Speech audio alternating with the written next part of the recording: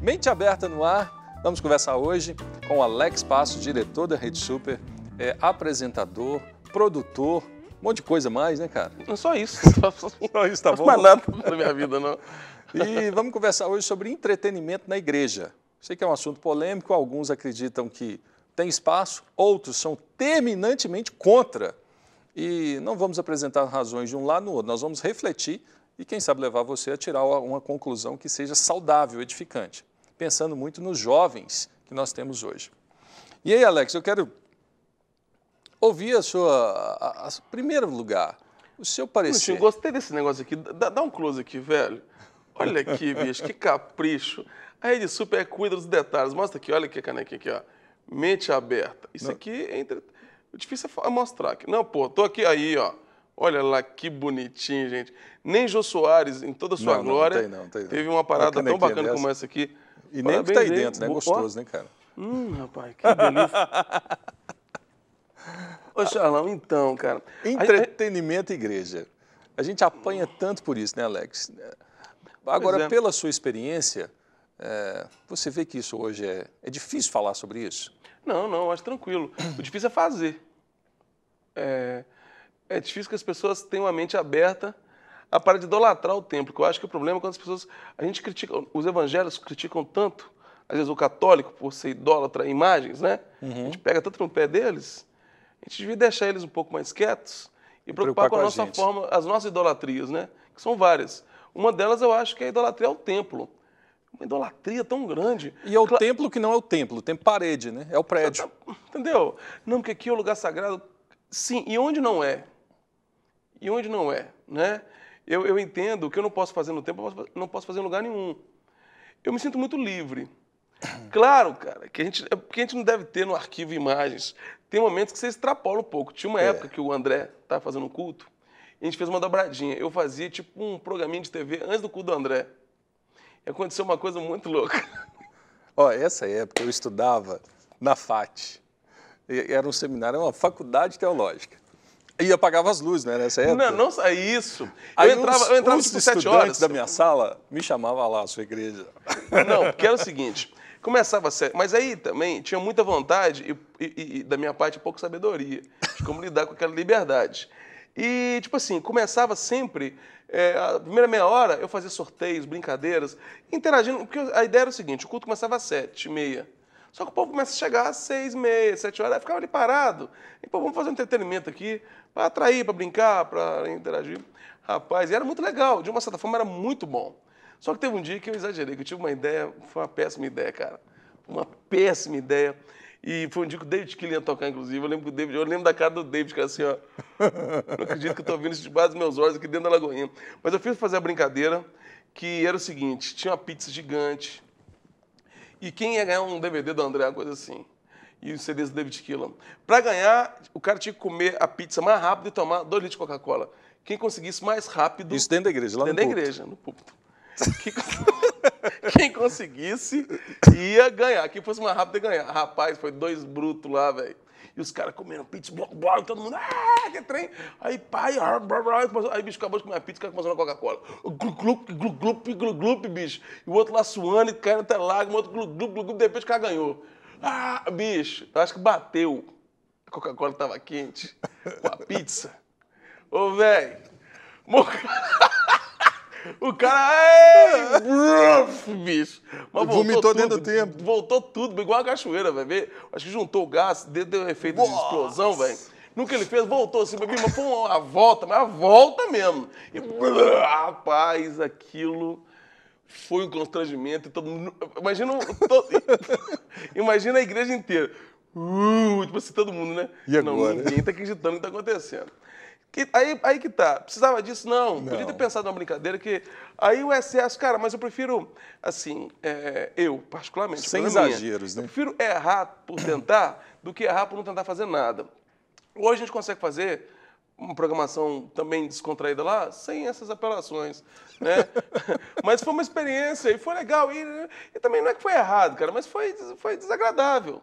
Eu lembro uma cesta básica, foi desagradável. Que a minha sogra estava lá em casa. Então, a minha sogra, assim, muito conservadora, né? muito crente, sogra gente boa. Sim, sogra, beleza. E foi o dia que eu acho que o Dirvan, ou você, não sei, tinha que coar um café na meia. Foi. Não, aquilo foi o Aí seguinte. a minha sogra começou a assistir. Falei, não, dona Sirene, é um programa bonito para jovens. Só que foi logo nesse dia, eu não sabia o que ia acontecer. É que é o seguinte, eu tinha perdido a aposta com o David Quilo. O David negócio de kart. Tá pensando que o David tá sempre nas confusões. É no lado do kart. E eu apostei com o David o seguinte, que quem perdesse a corrida ia ter que pagar alguma coisa. E aí tinha um sorteio, as pessoas de casa escolhiam.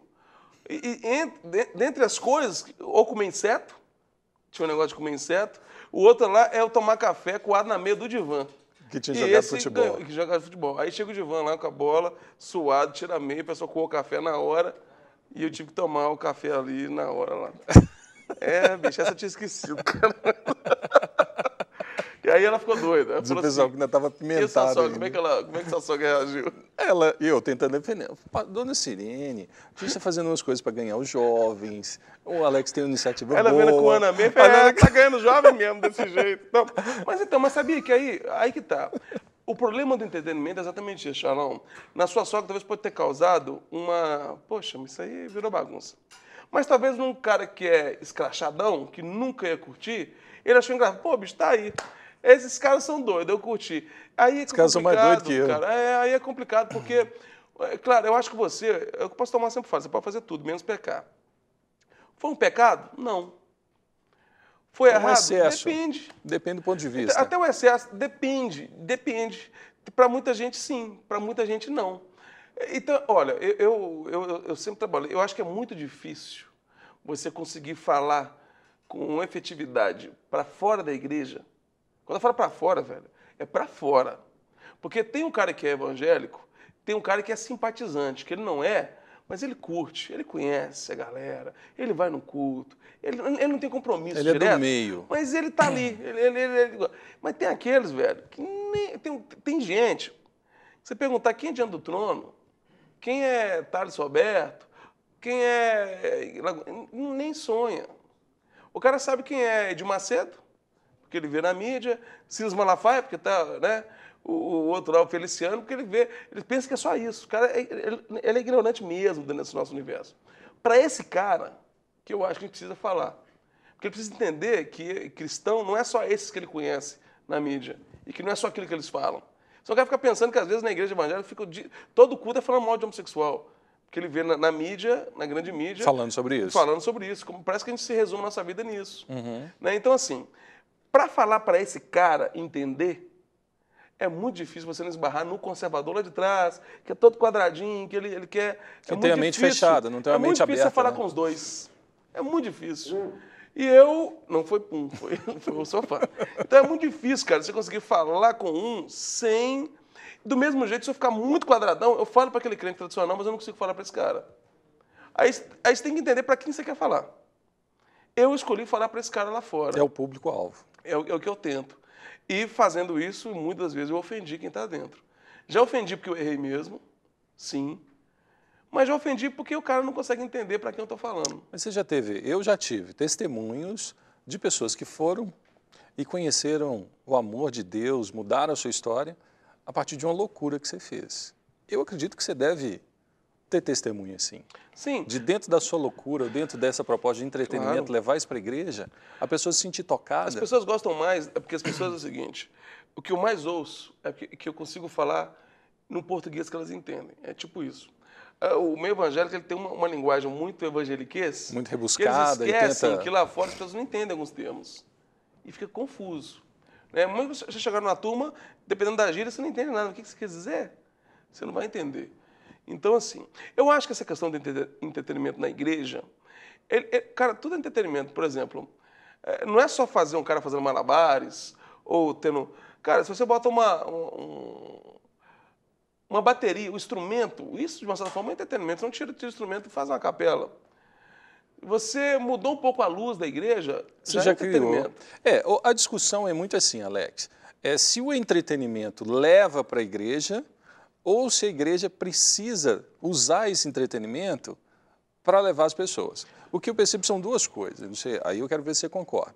A igreja, ela é igreja, e quem cuida da igreja é Deus. Sim. Então, para o cara ir para a igreja, ela não tem que se preocupar em fazer show, parecer em boate, nada disso. Para Concordo. atrair gente. Concordo com você. Agora, dentro da igreja que é de Deus, pode ter espaço. Shalom, deixa eu te falar uma coisa. Eu acho errado você fazer um entretenimento para atrair. Sabe por quê? O cara tem que ir por Deus.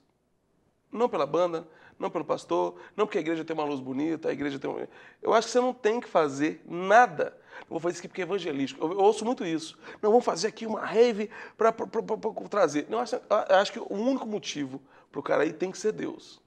Olha, Alex, então não bota a luz e faz nada. Não, faz. Mas não tem nada a ver com trair. Tem a ver com fazer algo para Deus. Pra a igreja Deus. não é um lugar de culto. Para você agradar a Deus. Nós não somos um povo criativo. Sim. Não é criatividade. Para que...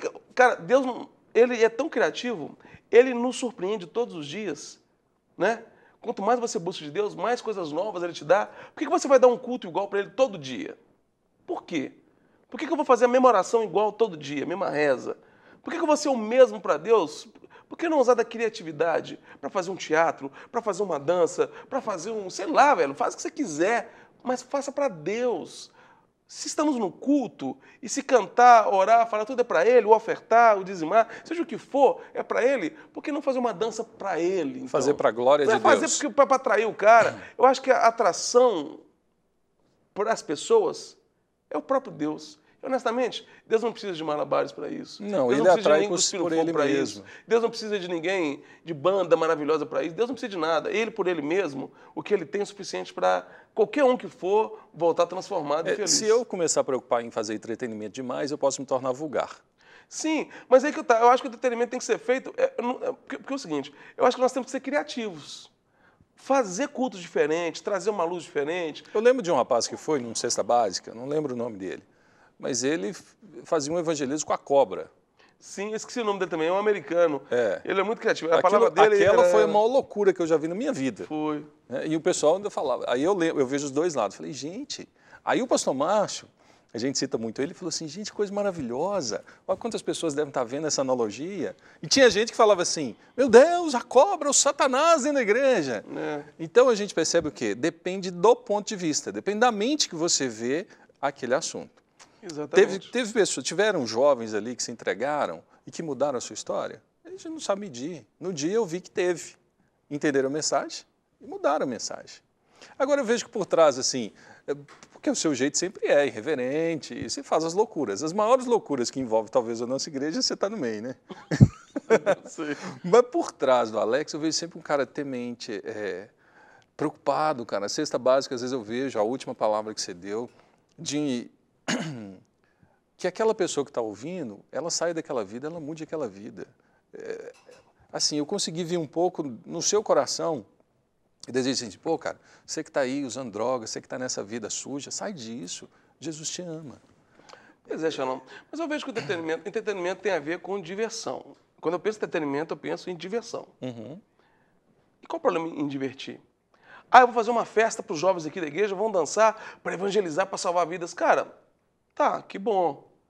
Mas, então, parece que se eu falar que eu vou fazer uma festa para a gente se divertir, é pecado. Entende? Não, vamos fazer uma festa aqui para a gente se divertir. Não, divertir não pode. Não, para evangelizar. Não, aí pode. Cara... O DVD que você Por que não acabou de fazer produzir? para divertir? Pois Qual o problema de divertir? Eu prefiro fazer uma festa. Eu, se eu fosse líder de jovens, eu prefiro fazer uma festa que tenha dança, que tenha ali, para o meu jovem, com o ambiente que eu estou ali com eles, acompanhando, tá todo mundo ali dentro do contexto, do que deixar o cara ir dançar na rua. Então se não fizer, ele vai. Não é isso, cara. Qual que é o problema? Eu saber, inclusive, educá-lo a lidar com a liberdade e saber usar bem a liberdade. Qual o problema Você em se se preocupar divertir? com o outro, né? Vou escutar música, não, mas essa música, cara, eu não posso escutar música pela beleza da música. Assim, parece que se a música não for uma música de evangelismo, mas, cara, se o André, ou sei lá, o Thales, ou a Fernanda Brum, eu já vi muitos que já fizeram, o Thales me fez recentemente no trabalho dele, uma música de amor. Como o Felipe fez para Mariana. Mariana, você é. Qual o problema nisso?